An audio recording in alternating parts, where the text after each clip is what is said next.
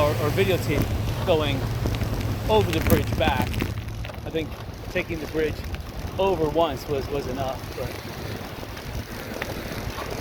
yeah, I know that the 2 hours pretty much ends. It's like 35 minutes or so down and 35 minutes back. And the 35 minutes almost goes all the way down to Publix and back, providing I don't stop, of course.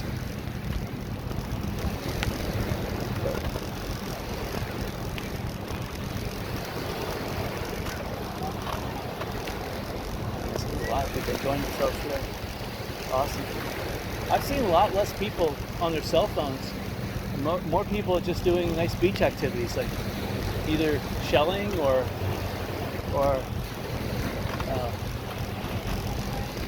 you got the not the bocce, I guess that is bocce ball. You got the bocce ball, you got the cornhole, fishing, walking the dog, drinking. Very few people are on their phones, which is actually a good thing, because when you're at the beach, you should enjoy the beach.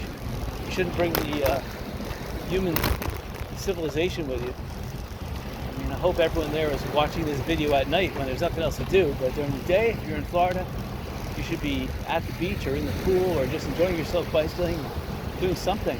Make your body healthy and happy, like I'm doing. Sorry.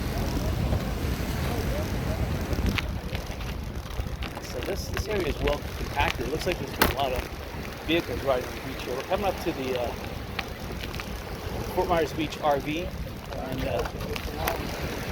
I can see that the RVs are full, and they charge a lot this time of year to park your RV here.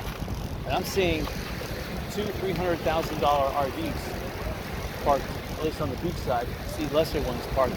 Some people actually rent year round. They get a better deal, but it's fantastic.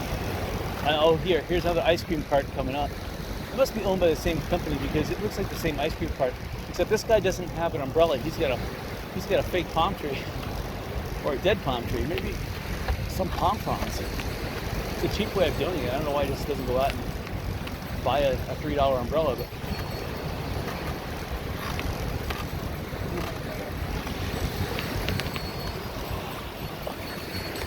see, he rings his bell just like an ice cream truck, just like you hear Santa Claus ringing his sleigh bells.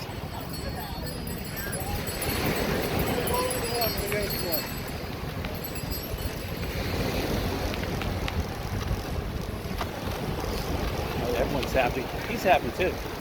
People are not buying right now, but you know what? It's 1 o'clock, so people could have just eaten lunch and stuff like that. They're waiting for an extra hour or so, and then they'll be buying ice cream. That's for sure. So he's getting the people that ate brunch before they came out. Some people just ate lunch, like right now, or I should say, people ate breakfast, came out, and they're hungry for an ice cream or two. Whereas the people who just came out here after lunch, like right now, I'm telling you, there was probably a 2-mile backup on cars just to get to the beach today. Now, that usually happens around 12 noon. If you get out earlier to the beach, like around 10 a.m., then there's going to be no backup of cars. But Saturday, Sunday, forget it. Even during the weekdays, there's now at around 11-ish, there's going to be a line of cars trying to get on the beach. And if you want to get off the beach, you better get off the beach before 4 o'clock, because after 4 o'clock, all the school buses and everything else happening, forget it. There's going to be a line of cars 3 or 4 miles long, and it gets down to 5-10 miles an hour. So you can barely move. So if you have alternate transportation like electric bicycle, that is the transportation you should use if you need to get off the island during those times, or just even exercise. Bicycle, unobstructed. Okay, we just thread a needle here, and the seagulls just didn't move. Some of them extended their wings, but they didn't fly. Well, I was just passing through. Hello.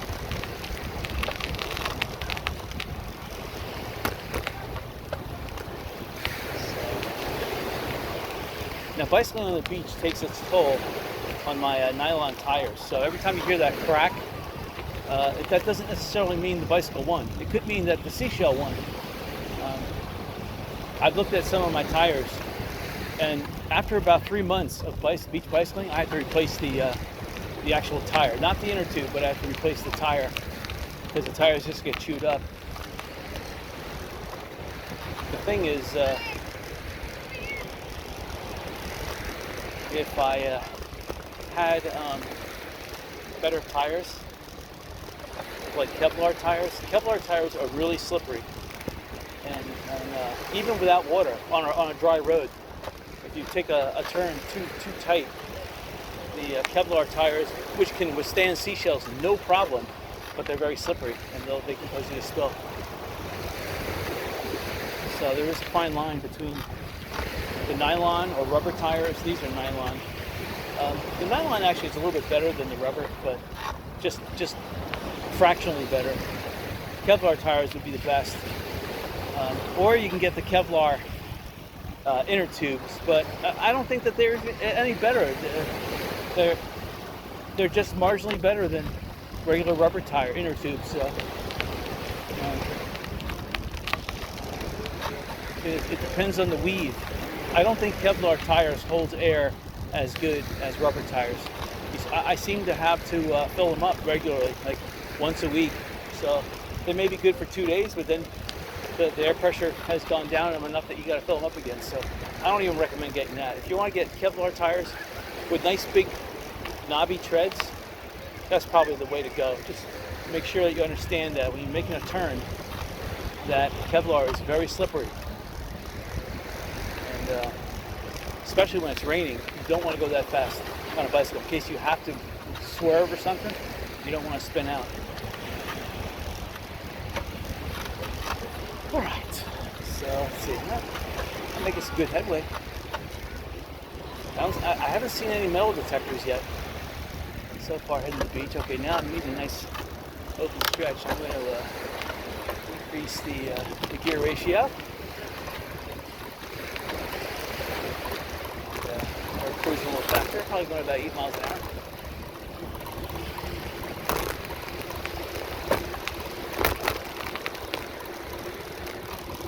Oh, this is nice. Might as well.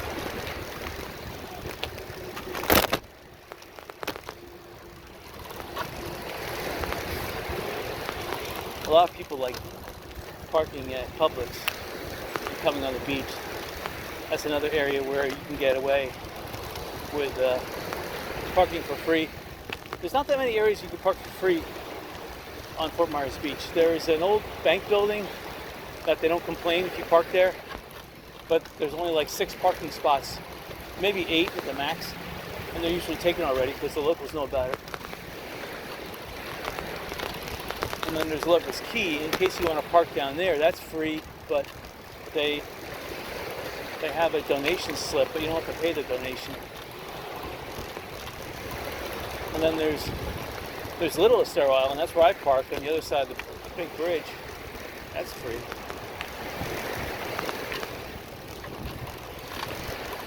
And then Publix, of course, is a free spot. Then there is a shopping center down near the south side of Fort Myers Beach. You can squeeze in there. But for the most part, if you want to park elsewhere, there's meters everywhere. And a lot of the metered parking now is $2 every 15 minutes. It's ridiculous. And even if you have there's a residence pass, it's still pretty exorbitant. So they may charge you like $300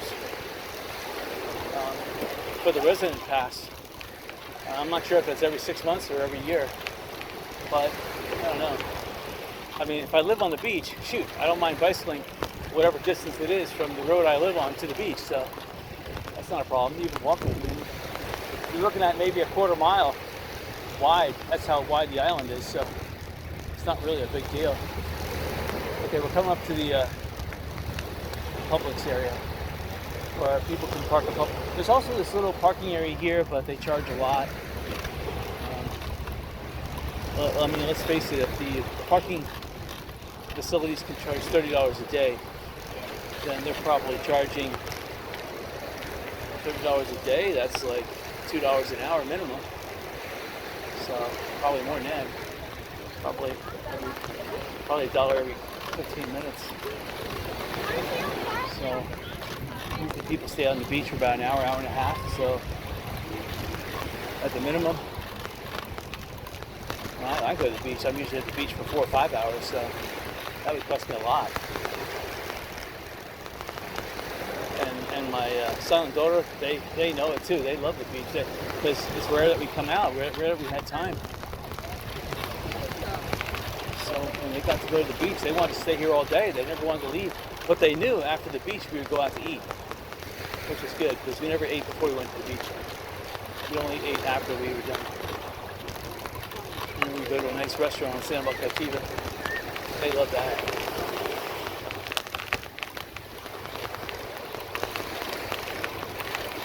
Right. So anywhere usually I can make a U-turn, but I've been going a little bit further.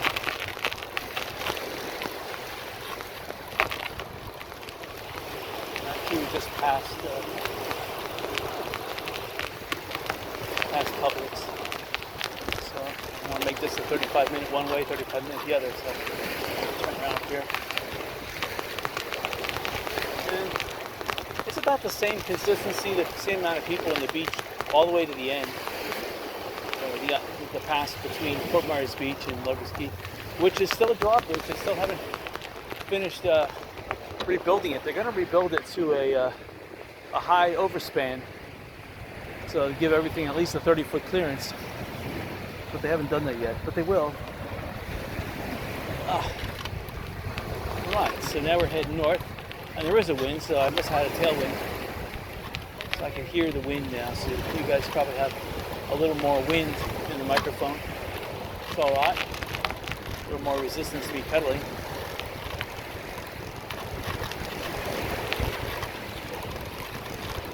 I haven't seen too many large sandcastles. I've seen 2. But normally when I come to Fort Myers Beach, I think the average I see is about 5. So I'll keep my eyes open for more sandcastles. Big ones. It's a gorgeous day though. And the air temperature is perfect.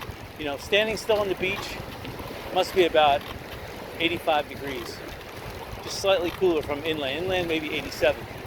But bicycling, even at the 3-4 miles an hour I'm pedaling right now, the temperature has gone down to about 78 degrees. So it's really comfortable. Really comfortable pedaling. Almost to the point where I'm not sweating. It's that comfortable. Especially with this headwind. This is nice.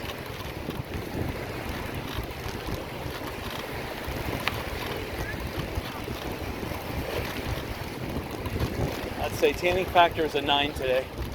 And I would only say 9 because there was a couple clouds and there was an extremely thin haze high up.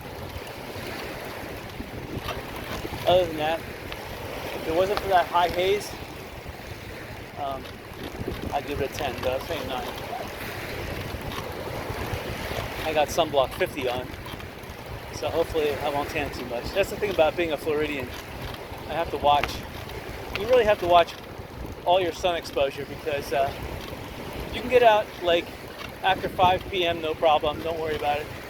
And before 10 a.m. if the sun is still at a low angle. But when the sun's high up and there's less atmosphere to crowd out the ultraviolet and infrared rays, then yeah, living in Florida, you don't want to get ultraviolet.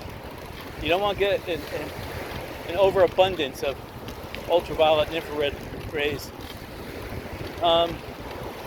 You know, a cucumber rub, you know, cucumber for some reason has antioxidant properties and it seems to rejuvenate the skin.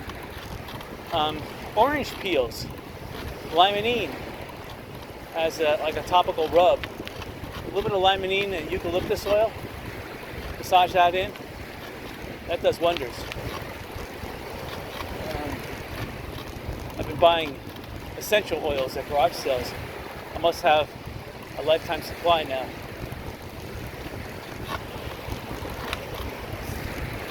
Of all those chemicals.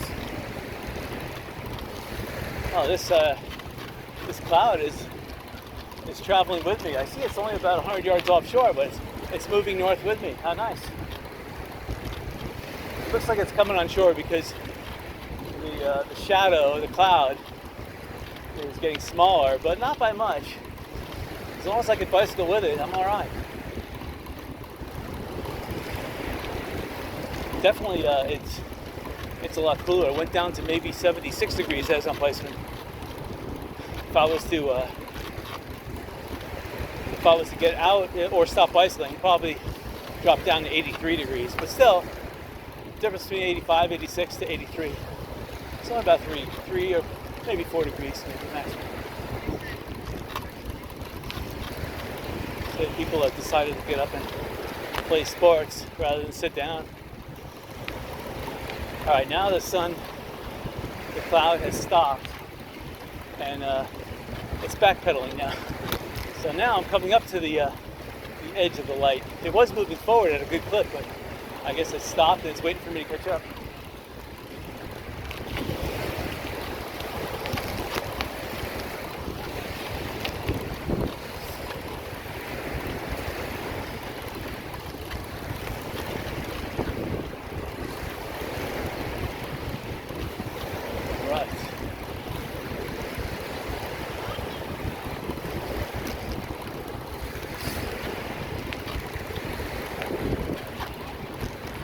So I guess I outrode the cloud, or the cloud dissolved up in the sky. Sometimes when there's lots of fog, and lately at night there has been fog, except when there's air, when there's a breeze more than like a mile per hour, it'll blow away the fog. But when the ground is warm and the cold air moves across the ground from the front, and then there's warm air above that, maybe 100 feet above that, then you're going to have a lot of fog. And it's not that thick, but it's only about maybe 10 to 20 feet high. But it sticks around until about 8 a.m. And then it lifts. It lifts into like a little cloud layer, cumulus cloud layer.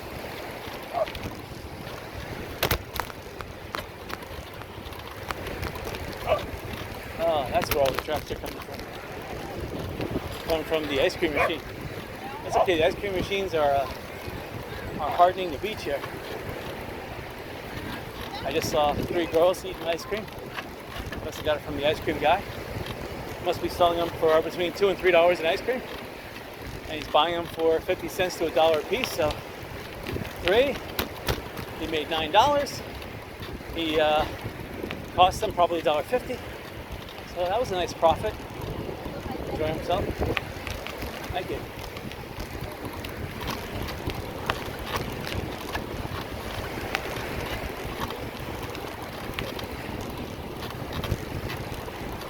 Oh, there was a seagull. He's definitely not racing me. Going about 3 miles an hour. Fighting a headwind. Alright, let's go down towards the water some more.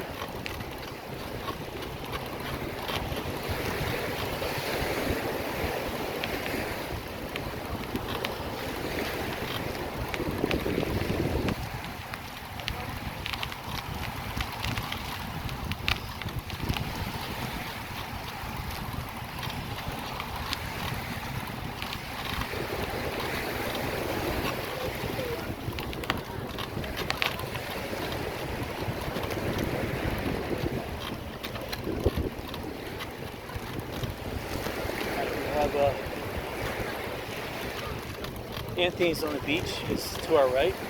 It's kind of the bar restaurant. Always crowded. If you buy something from them, then they'll let you park. So a lot of people go in, buy a drink, and then go to the beach. That's nice. Now I think they do allow some cars to park for a nominal fee. I don't know if it's $10 or $20, but they do allow that. Still, I like those people with ball. They just buy one drink and then they go to the beach. Alright, the beach is getting a little bumpy, so I'm going to move up here. Alright, now I notice I have to do that quite often down the beach. Some areas like this are nice and soft right now and flat and smooth and devoid of shells, but 100 yards down the beach, it changes. And it happens all the time. It doesn't stay nice and sandy and because of the the longshore currents, because the island bends, because there's a reef or other sandbars that are in different stages of migrating onto the beach. The winter is usually the time where there's beach erosion and sandbars form, but this year and last year I noticed it's not like that. Gulf of Mexico has been really quiet, and it's been basically beach building for the last 2 years, all year long. So only during the summertime, when there's a hurricane, the hurricane comes from a weird direction, does there cause erosion. Other than that, most of the time hurricanes come over Florida, so the wind is being pushed out to sea, so there's no erosion. So that's why the beaches are so broad here, because there's been 2 years of solid beach building time. But all it takes is one good hurricane to wash this beach away. One Hurricane Irma.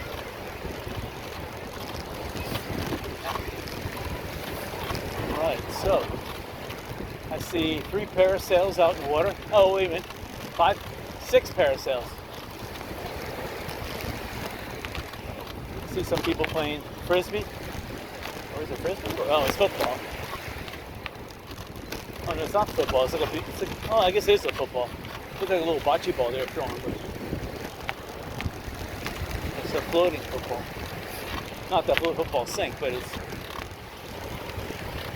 maybe it is a bocce ball.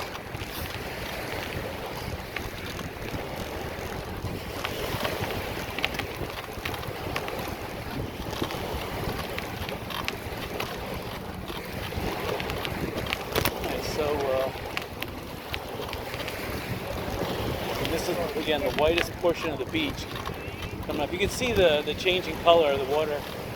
It goes from kind of like a darkish green brown to a lighter brown.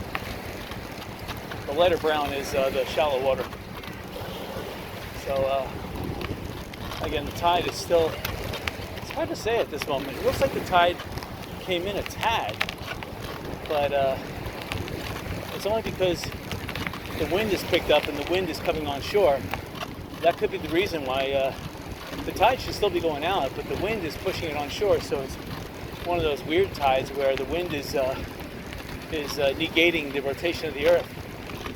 So there you go. That's why the tides are different, because there's wind and rotation of the earth. All right. Now this area's been pretty much cloud clear. All right, I like it. It's like a sidewalk.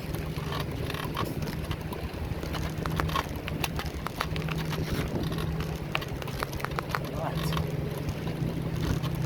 Oh yeah, everyone's hanging out in front of the Margaritaville area. But as soon as that building is open, they're going to stop that. Traditionally, the boats hang out in front of Lanakai, but Lanakai has a lot of wave runner activity, so they don't like that. Plus, they have a lot of guests that probably don't like to see boats offshore. They want to see crystal clear water and dolphins jumping. So,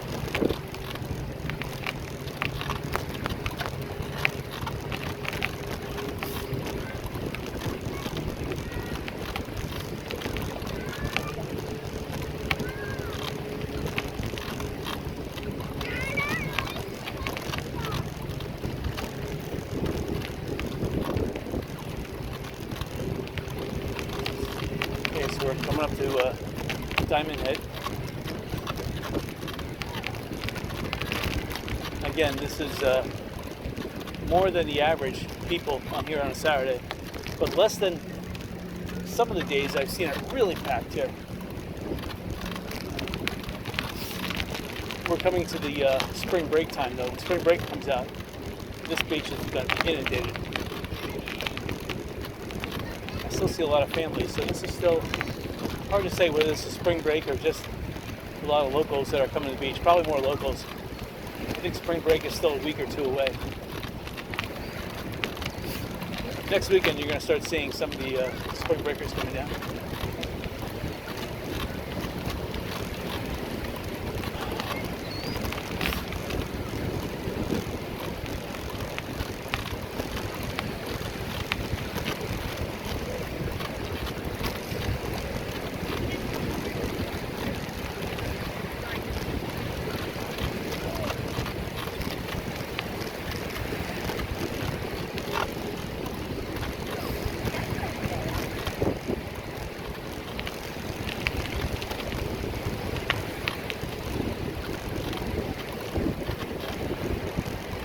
somebody with a shopping cart looks like on the beach.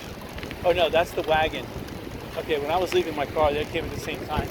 That's the same wagon. Wow. Oh, they have a little baby inside it with a little canopy. That's pretty cool. Baby's being shaded by the canopy, having a nice time.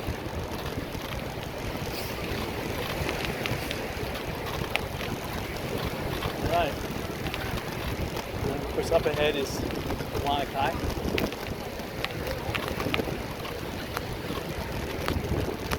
Fort Myers Beach has a Hawaiian theme going on. So Diamond Head, which is a big resort. Kai, big resort. Now Margaritaville is going to break that trend, but the Margaritaville is a big international resort, so obviously they don't want to change the name to a Hawaiian name, but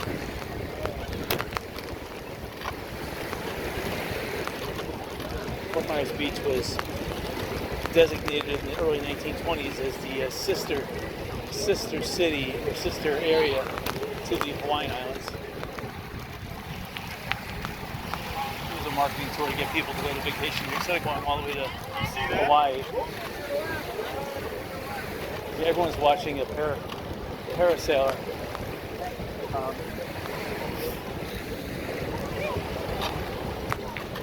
He's just using the wind. He's not using any additional power, and he's being propelled down the surf.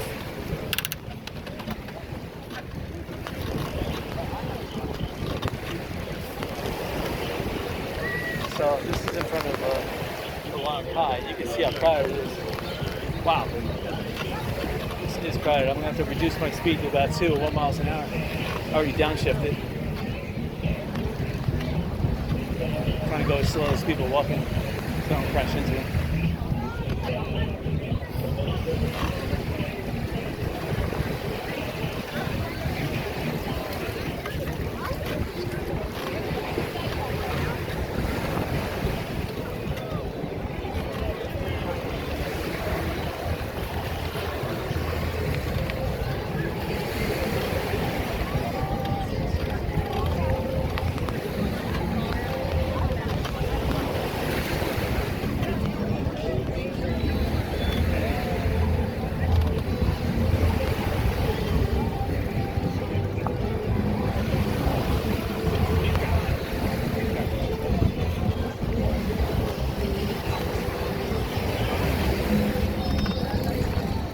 Look at the people out in the water chilling, standing there drinking, enjoying themselves.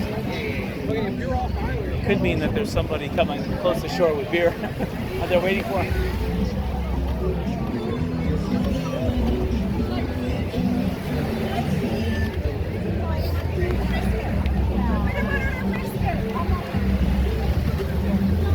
Plus, if you have alcohol, you can drink offshore. So it could be a lot of people are drinking alcohol offshore.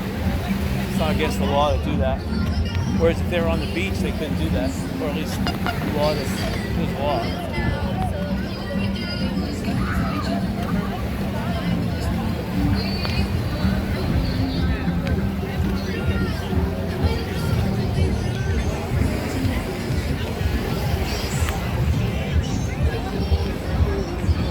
There's a beach bar coming up on the right.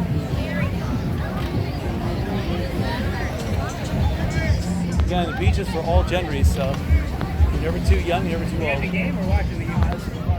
Oh, okay. Outside.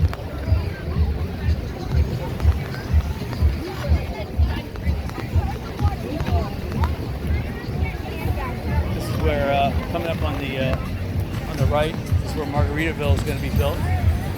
Again, there's a big sand mound there. They're building the foundation. Ice cream guy.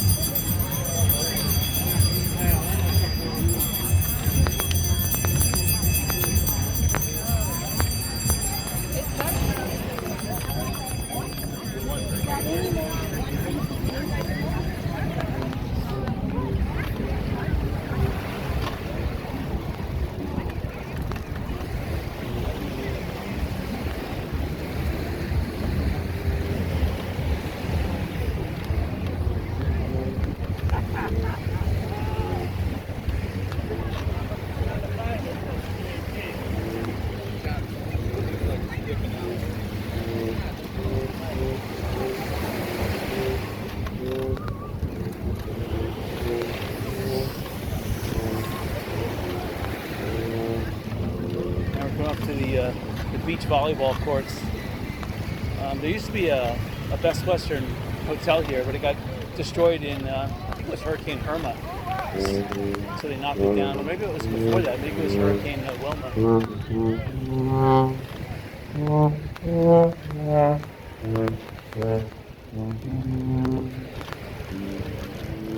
What's the tuba guy? He's making a name for himself.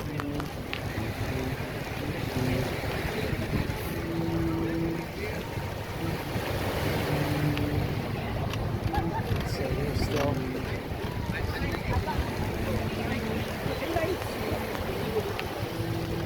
People got spots over here. It's most convenient for the bathrooms because where the volleyball courts are, that's where there's the most bathrooms that are accessible, let's put it that way. There's bathrooms everywhere else on the island here, but accessibility is the key. And if they're usually those bathrooms are part of hotels or restaurants and they're occupied.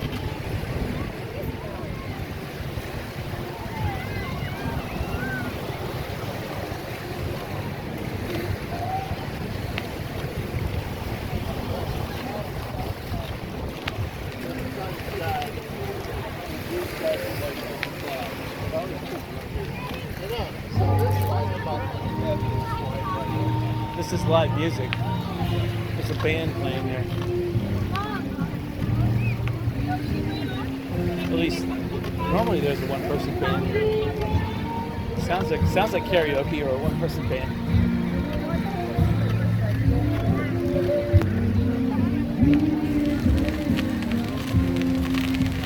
Oh, here's a dog scared of water. Oh, no, he's not scared. He's a little scared.